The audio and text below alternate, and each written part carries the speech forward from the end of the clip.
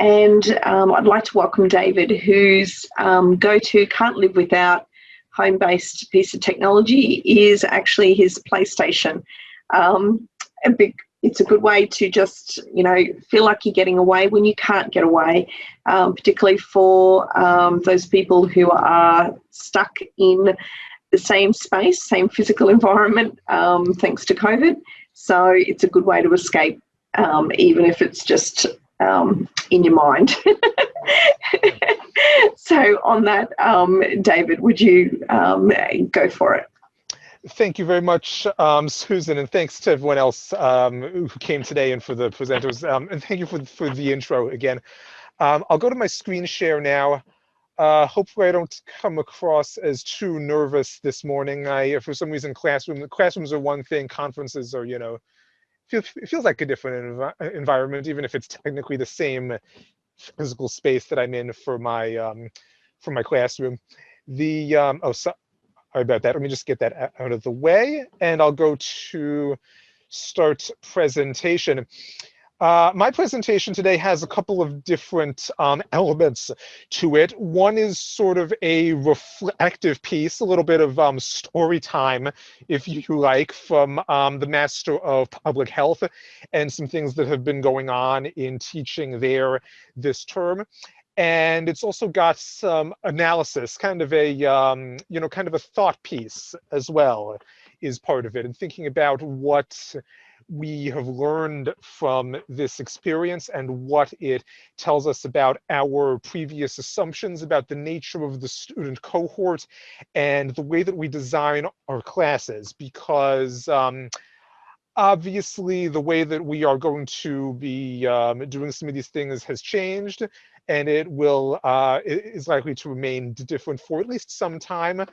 And there are things that we can learn, things that we can take from that, things that we can use to hopefully improve the experience for the students, and of course also for ourselves in a sense, because that always the thing too. Okay, so the introduction, I think most of us know the background to this. We know the why, and we know something of the how. I think actually Room A has a presentation with more details on how, but we'll obviously catch up with those ones later. What I can tell you about how, for the context of the Master of Public Health, is that we actually were already in a fairly good position to switch to online learning in a certain sense. We previously used what is referred to as a flipped classroom model, which is where we don't actually do conventional lectures.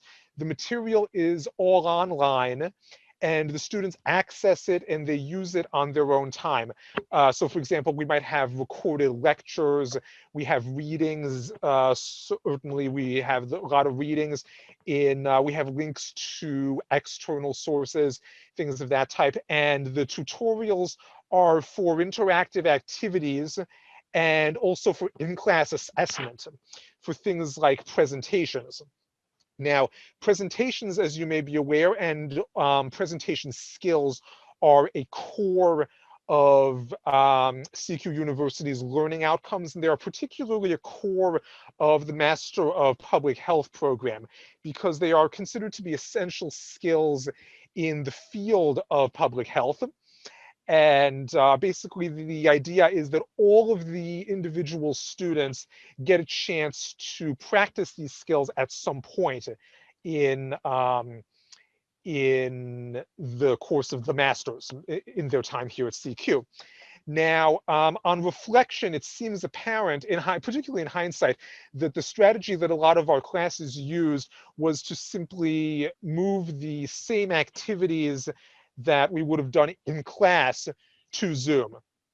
So instead of say having a discussion in the classroom where I stand in front of the class and wave my arms around until I look like an extra from the Muppet Show and write things all over the whiteboard, I do so in Zoom. And most importantly for assessment, instead of the students making a presentation in a classroom, they would do it in exactly the same format on Zoom. So how did that go, is the obvious question.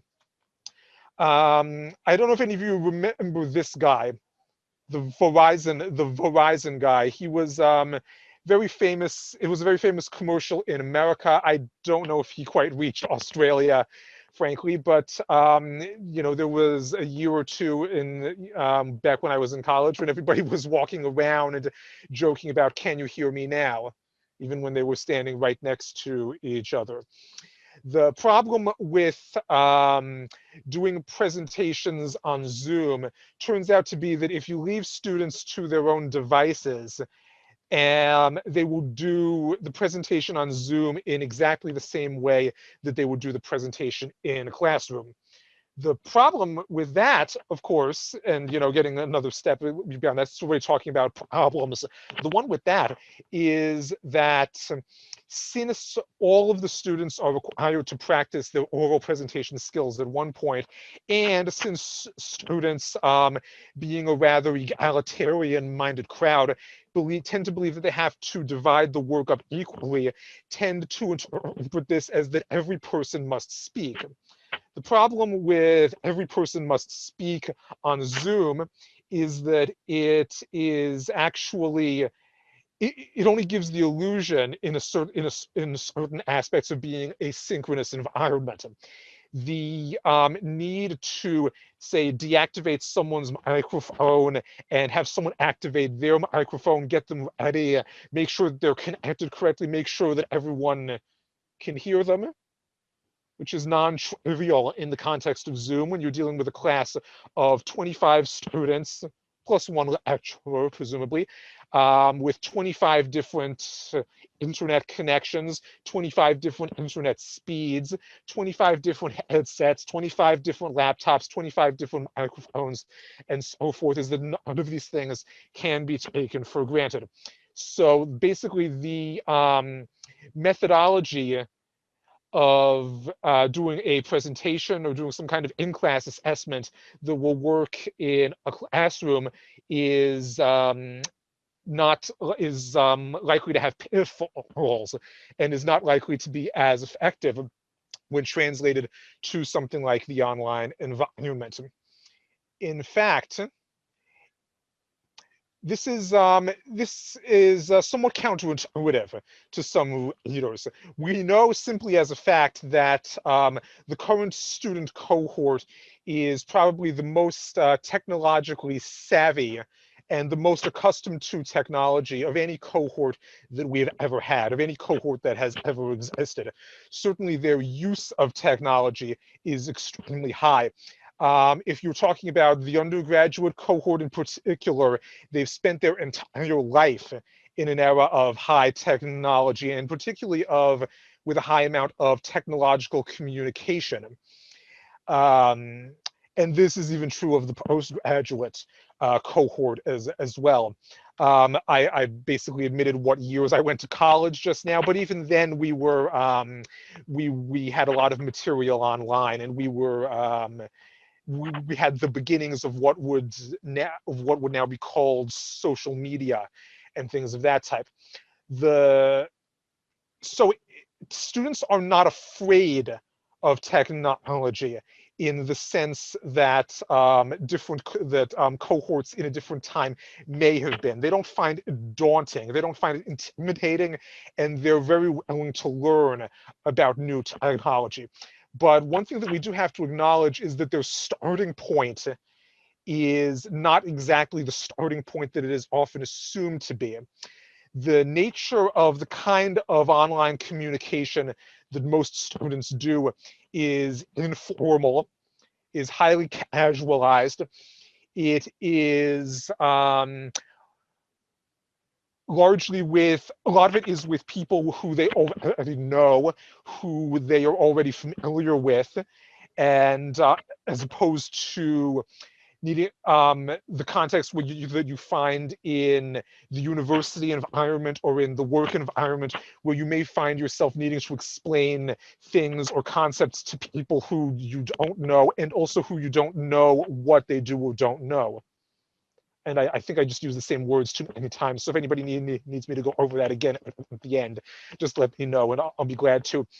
And most important, and equally importantly, which will lead me to another interesting point, the students generally have little in the way of formal training in the use of the kinds of technology that we are highly dependent on now, both because of the current situation with the pandemic and also just in general because of the university sector's increased focus on technology. They tend to receive training relatively early in their educational career, but like we said, it's not with the exact platforms and the exact uses that we have now, which means that we have sometimes tended to assume a level of proficiency in the skills required for online learning and for online interaction, which may simply not be there. Obviously, students are not expected to perform in the same manner that we are. They're not expected the expectations on what content they will deliver and the manner in which they will do so are obviously not the same as for us as instructors.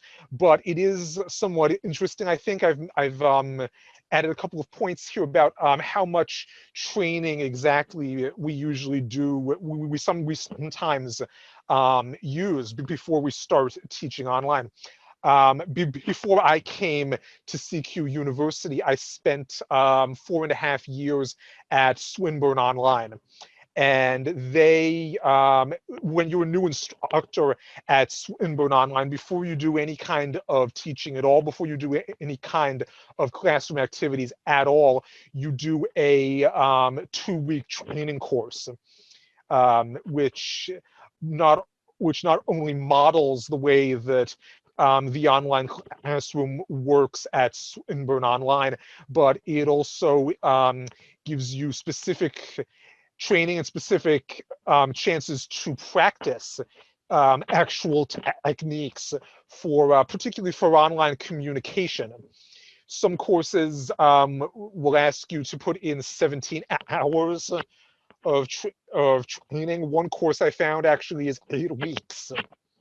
Okay, students now students obviously have a lot less than that, and I am particularly interested in a fact that somebody actually brought up earlier, which coincidentally I have a point here about as well, which is this issue of the students who began in this current term, in this year, if you like, to put it more broadly, and so maybe more accustomed to this methodology versus those who made the transition, who were here when we switched over because they were in their first term or their second term or something of that type. Because the fact is that issues of this type have the potential to have a significant impact on student outcomes, and this is why we need to